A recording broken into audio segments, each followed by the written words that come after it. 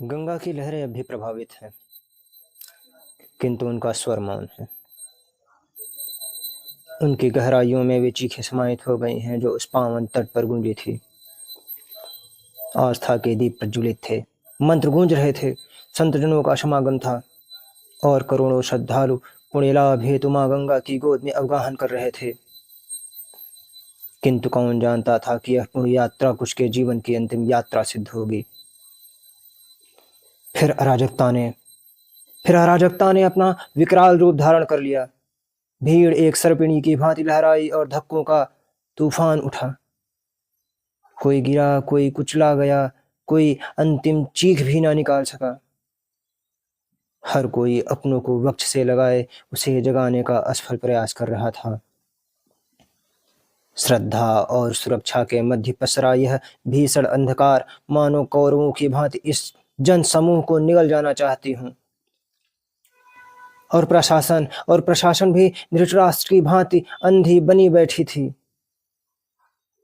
बड़े बड़े महामंडलेश्वर मठाधीश, जिनका संरक्षण मिलना चाहिए था इस भक्त समूह को, वो भी पितामह भीष्म की भांति हाथ बांधे हुए पड़े थे। प्रशासन वे प्रहरी जिनकी प्रतिज्ञा थी जन रक्षा की, मानो वो सब कुछ खत्म होने का इंतजार कर रही हो, या वो भी कहीं इसी धरा में विलीन हो गए हों। कुछ पता नहीं था।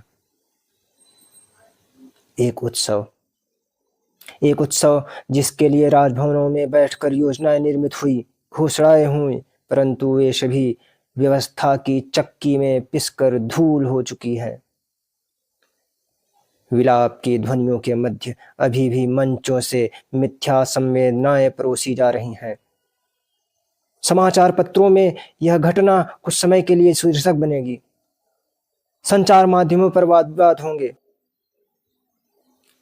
शासन जांच समिति गठित करेगी, परंतु क्या वे प्राण पुनः लौट सकेंगे जो इस अव्यवस्था के पास में बंधकर निष्प्राण हो गए? क्या वे अश्रुपूरित नेत्र पुनः हंस पाएंगे जिसमें जीवन छिल गया? सारे विश्व में संगम प्रयाग का प्रचार किया, मानो गंगा प्रयाग स्वयं पर्याप्त न थी।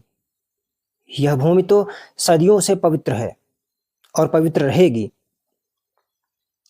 यहाँ की हर बूंद में तीर्थों का कुंभ का तेज समाया हुआ है। हर कण में वेदों की ध्वनि गूंजती है। फिर भी तुमने संगम प्रयाग का आह्वान किया, जबकि गंगा प्रयाग भी कह सकते थे। गंगा की धारा अब भी प्रवाहित है, आस्था का प्रवाह अब भी अबाध है, किंतु जल की प्रत्येक बूंद जानती है कि इस महाकुंभ ने कितनी बार श्रद्धा को शवों में परिवर्तित किया है। एक दिन यही निस्तब्ध गंगा अपनी गहराइयों से आक्रोश का ज्वार उठाएगी। वह पावन प्रवाह जो कभी पाप धोती थी, इस बार अधर्म का प्रक्षालन करेगी और इन अंधी, गूंगी, बहरी, ढीठ प्रशासन को इसी प्रवाह में बहा ले जाएगी। तब न कोई जांच समिति होगी, न कोई आश्वासन, केवल न्याय की गर्जना होगी।